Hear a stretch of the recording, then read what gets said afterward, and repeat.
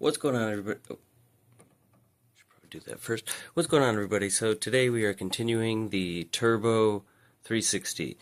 Now, it has come to my attention that if you had watched the last video and hadn't seen any other videos pertaining to this build, you may be like user at Bishadid that said, "What did I just watch?" So, just to refresh, this is a fully functional Xbox 360. It is an RGH 1.2.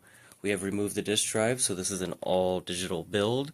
We've got a 500 gigabyte hard drive loaded with car games, and this is a car-themed build. So what we're doing is we've got a PC fan in place of the DVD drive. This is a chrome fan, resembling sort of a turbine.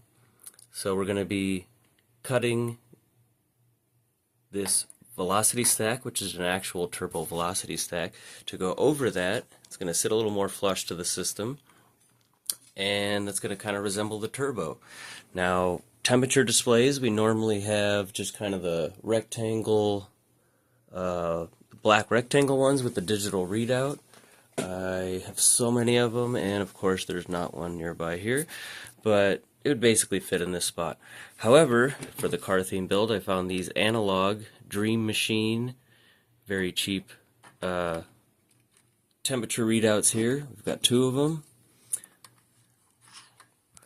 So, more car stuff. Now, to further explain, this is part of a Chrome series build. So we've got a modded Wii, a PS3, and this 360. Now, this is, like I said, Chrome series builds. We have a full Cyber Chrome shell for our PS3. We've got extra few things. We'll get into that video, but, you know, controller and LED type of things we're doing there, but full Chrome. And then we've got a full Chrome shell going on our modded Wii as well, with some clear accents and stuff. But there is no full Chrome shell for our 360. We do have a Chrome faceplate in our Chrome hard drive shell from XCM and Icon. But for the rest of the build, I wanted to kind of add something else to it since we don't have the full Chrome shell. That's where the car theme came in. And we're going to hopefully kind of polish this up. And we're doing sort of this is like a hammered metal finish on there. Not chrome, but silver. So, yeah, that's what's going on here. Now, I did drill out these holes here. So we've got these kind of in place. Now, now. We've got two switches, again, resembling car stuff. And then this window here, which I've cut out, we still need to clean it up a little bit, where we will have, not this, yes, this is a Lego, we will have a, more like a keychain, more realistic looking nitrous bottle that will be mounted below this window that I will hopefully in some way figure out a way that when it's not lit up, you won't really be able to see through it. And basically how this will work is, and that's what we're going to start with on the wiring, is you're going to flip this on. That's going to turn on these gauges and activate this switch. So when this is closed, this button won't do anything. So prime it basically. These will kick on. You'll see your temperatures. Now when these light up yellow and when they are at, again, I keep forgetting to look, over 50 degrees Celsius, which is a good temperature because this should definitely hit 50 without the extra fan on. Just as a normal operating Xbox 360, they will turn red. Now again, when these are on, you can then click this button on, which will illuminate this window. We'll have some extra lighting that kind of looks like the lines of the nitrous going around. It'll also turn on this fan, which has some blue LEDs in it. So anyway, now that we're caught up, let's keep working on this shell here. We are not going to finish this video today until there's some paint on this shell. Okay, I guess I'll have to do it myself. So, got these holes drilled as well. This is all set. We're just going to clean this up. Don't really need to do much here. Once these are mounted fully flush in place, we're going to probably glue them in place. Now this is sort of nicking that circuit board there, so I'm probably just going to bend those prongs outwards a little bit just so it sits all the way down. It only needs a tiny bit more space anyway. There's plenty of space under this one. Now, we also need to level out, over here, because we're going to have to put plexiglass here, so we need to get rid of this little wall and smooth this out a little bit, just so we have a little bit of extra space around so you don't see the edges of the plexiglass. And then we need to do the same thing over here. We're going to have to get anything that's inside of this square, we're going to have to flatten out. So this little nub probably, this little bit, that little bit, these two, and a little bit here. I might not have the fan sit completely flush on here. We'll probably put a gasket on there, even though this is pretty much one of the quietest fans I've had, which always seems to be the case when you are not looking for that specifically in terms of CFM and decibel rating. You're just looking for, I want an aluminum frame fan or a chrome fan or one that looks like this. Those ones always seem to have like some of the best airflow, and they're like dead silent. But anyway, we want this to all be smooth so we can lay the gasket there, mount this to it, and then on the other side, we'll have this mounted to it as well, which I keep forgetting to bring in, but I'm going to actually do that this time. I've got it marked out where I want it cut, and we'll see if, I don't know, it depends on which welder I find who's there tomorrow at work, but I don't trust most of them to do a solid bead all the way around without melting the inside of this. So as long as there's a little tack on each side so it is one piece, that's good.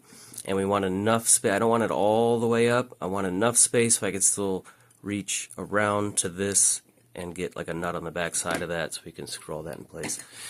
Anyway, let's smooth all that out and then start sanding this, get it ready for paint. We also need to take our back side, clean this one up a bit. There are some scratches and stuff, but other than that, this one actually is in pretty good shape for its age and for just on the average Xbox. So we need to get these little rubber feet out of there and then, yeah, get these sanded up. And I do want to start with the glow-in-the-dark base coat.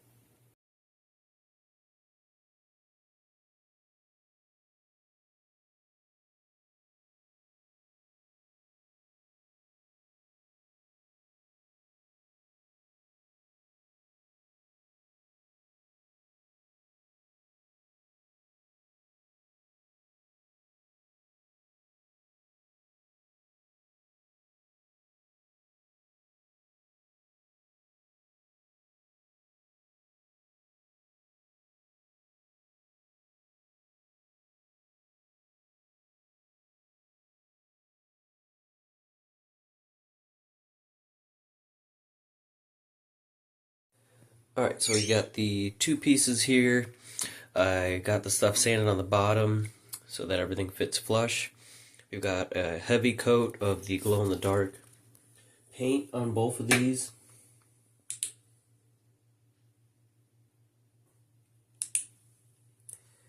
As a base coat, and then we're going to put, once this dries a little bit more, we're going to put the hammered metal over all of this, and then we'll kind of see what that looks like in the end. And we may or may not do a clear coat over that. And as far as the vents on the top and bottom, I really want to do the blue anodized on those, since we have a lot of blue mainly accents on these. I know the gauges are not blue, and we're going to have a slightly different color with like that tubing up here, but with the blue ring of light, the blue LEDs here and the LEDs in the fan and everything, it's mainly blue, so I think I kind of want to do maybe we'll do the hammered paint and then the blue over it and see what that looks like. I don't know, but yeah, that's where we're at. And then once we put those coats on there, we're going to let this stuff cure and go back and work on the PS3 as well as the Wii. We'll get those set up, and then this one should be ready for final assembly.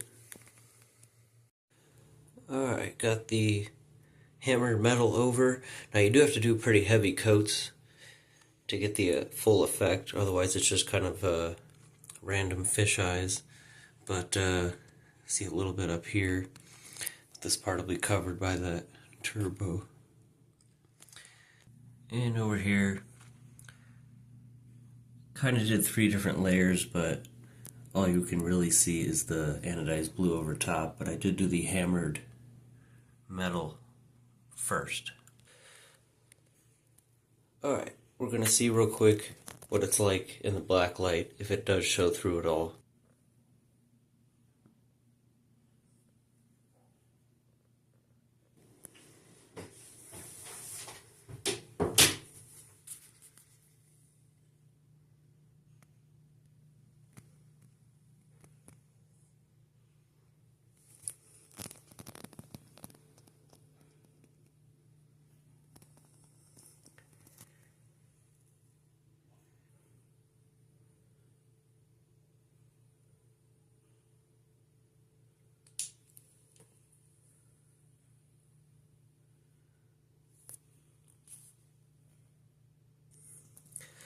Alright, so pretty cool effect.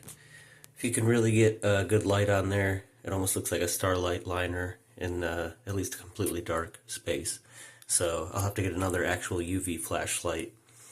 It'll be a lot brighter than this one. But that's it for now. We might put that clear coat over top, but for now we need to let the stuff cure before we can put all the finishing stuff on it. And in the next video we will continue the Nintendo Wii and the PS3.